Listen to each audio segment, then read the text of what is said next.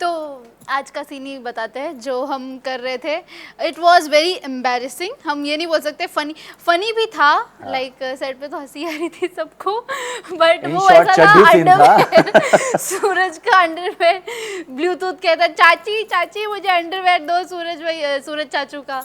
तो वो very awkward embarrassing था कि मैं निकाल के देती हूँ फिर। वैसे तो बहुत सारे मोमेंट होते हैं, बढ़िया ये आज अभी लेटेस्ट एकदम फ्रेश है। हाँ, बाकी तो बहुत होते रहते हैं फनी मोमेंट्स। मेरे लिए देखा जाए तो या वो एक मोर पंख वाला सीन था। सभी ऑडियंस को अगर पता होगा कि ईशा सूरज को गुदगुदी करते रहती है, तो दैट टाइम रियल में मुझे बहुत ज़्यादा गुदगुदी हो रही थी और हम हंस रहे थे। हमारे डायरेक्टर्स, पूरी टीम जो भी वहाँ पे थी, सब के सब हंस रहे थे। सो हाँ, वो फनी था। ये फनी था या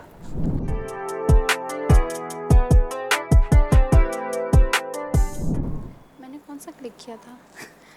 मैंने, हाँ मुझे याद है, मुझे कल ही लाल परी बनाया था, पूरा लाल लाल कर दिया था। सो मैंने यस वो पिक्चर लास्ट क्लिक किया था। मंजुलिका लग रही हूँ मैं।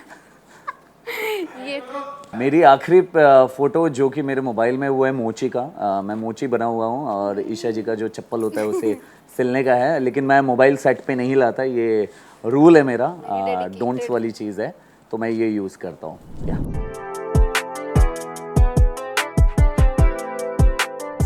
वियर्डेस्ट, वैसे फैंस तो अच्छे भी होते बुरे भी, पर कुछ कुछ ये लिख देते हैं कि मुझसे शादी कर लो। मैंने कहा ये क्या है?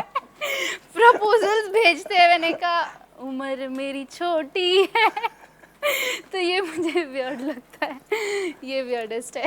मेरे लिए देखा जाए तो मतलब कि out of India, like California वगैरह से एक मुझे मैसेज आया था और धमकी भी था उसमें कि तुम एक सीक्रेट सोसाइटी के मेंबर बन जाओ, आपको बहुत सफलता मिलेगी। और उसने मुझे फ्रेंड रिक्वेस्ट भी भेजा था और बार बार धमकी भी दे रहा था कि अगर एक्सेप्ट नहीं करोगे आपका करियर ये कर दूंगा वो कर दूंगा, बहुत ज़्यादा डरा दिया था। तो मैंने उसे इग्नोर किया और हर हर महादेव बोला, दैट्स इट। ये तो सीरियस था बहुत।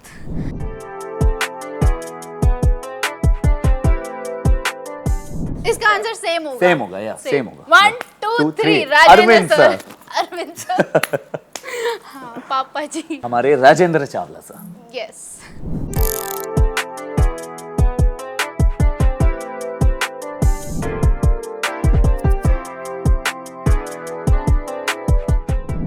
ओके, इट वुड बी कि be confident, you should not feel insecure बाकियों को देख के।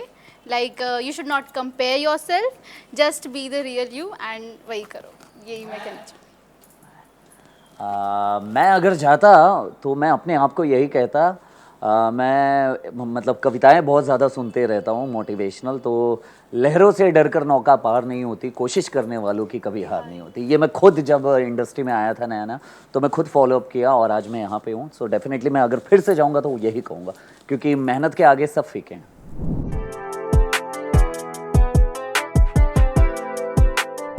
मेरे लिए है मतलब ये बात होगी 2014-15 की, नहीं 2013 की, जब इंडस्ट्री में नया नया शुरू ही किया था मैं। तो मैं एक ऑडिशन देने गया था फोर बंगलो महाड़ा में। वहाँ पे एक स्टूडियो था, वहाँ पे कुछ लोग ऑडिशन ले रहे थे और बहुत ज़्यादा लंबी सी लाइन लगी हुई थी वहाँ पे।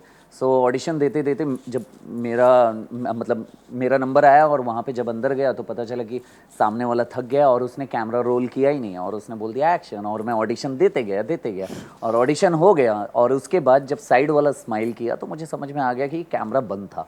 और मैंने उससे पूछ लिया, मैं बोला दिखा भाई मेरा ऑडिशन कहाँ पे, और उसने दिखाया नहीं। और फाइनली उसने बोला अरे गलती से डिलीट हो गया।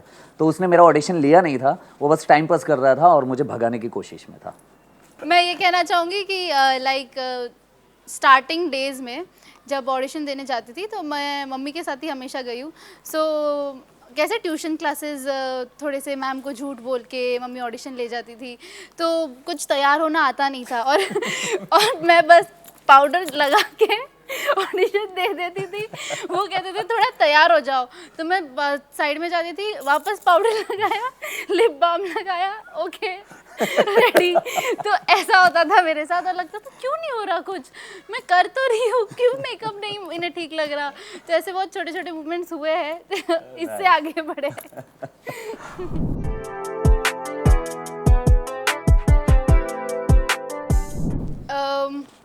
मैं अभी तो लॉ पढ़ रही हूँ, सो नाउ लॉयर, बट मैं छोटी और थी तो मुझे कार्डियोलॉजिस्ट बनना था। साइंटिस्ट, वैज्ञानिक, बिकॉज जब मैं कॉलेज डेज में था मैं छोटे छोटे रिसर्च किया करता था और मेरे बहुत सारे रिसर्च के छोटे छोटे 1-2 पेटेंट्स भी हैं जो कि मेरे दोस्तों के साथ ग्रुप बना के हम लोग अपना जो भी रिसर्च रहा करता था। मेरा ड्रीम हमेशा से था कि मैं एक कुछ ऐसा करूं। आज भी यही ड्रीम है कि अगर बहुत सक्सेसफुल बनूंगा तो डेफिनेटली एक छोटा सा लैब खोलूंगा जो कि कुछ जो बच्चे अफोर्ड नहीं कर पाते वो वहाँ पे आके सीखें एंड सारी चीज़ें करें।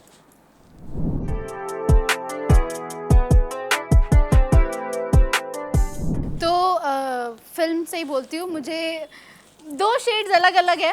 एक मुझे विवाह फिल्म बहुत पसंद है एंड एक है टोटल अपोजिट, जब वी मेट थोड़ा पसंद है।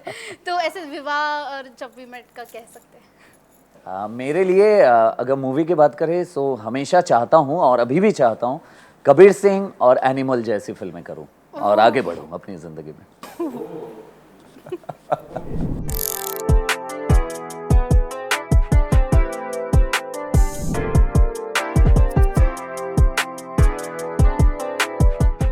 ओके, इनके लिए कोई इमोजी बताना होता तो मैं बताऊंगी ऐसे वाला। ऐसा कोई इमोजी हो ना जो बाल बार बार ऐसे बनाते रहे। इतने बाल तो मैं भी नहीं बनाती जितने इनके बाल बनते हैं, तो मैं इमोजी इन्वेंट करूंगी, बस ऐसे बाल झटकने वाला। अगर इमोजी रहता प्राप्ति शुक्ला के लिए सो डेफिनेटली मैं चाहूँगा कि ऐसा इमोजी बने कि उसमें छोटा सा चेहरा हो और पीछे ब्लैक कलर का लंबा सा बाल हो। ऐसा इमोजी चाहिए मुझे।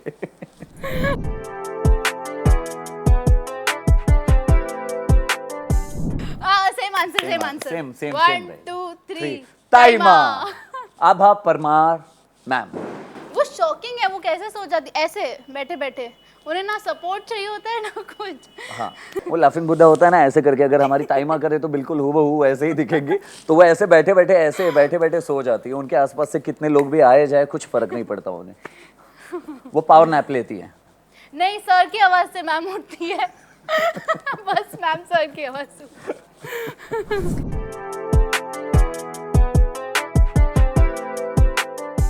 संघर्ष आशीष की। संघर्ष आशीष की। बता रही हूँ। मुझे कुछ कलरफुल टाइटल देना है। प्राप्ति के रंगीन मूवमेंट, रंगीन सफर, रंगीन मूवमेंट, ऐसा कुछ, या पीपी प्राप्ति प्रैंक्स। बहुत सारे टाइटल ढूंढ सकती हूँ मैं, पर ठीक है। प्राप्ति के रंगीन लंबे बालों वाली, ये टाइटल रहता है इसकी जिंदगी का।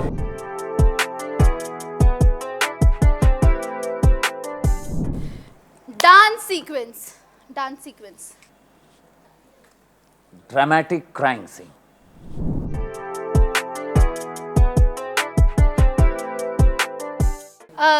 नो रीटेक्स नहीं होगा। मैं 15 आवर्स स्ट्रेट काम कर सकते हैं, पर रीटेक्स नहीं।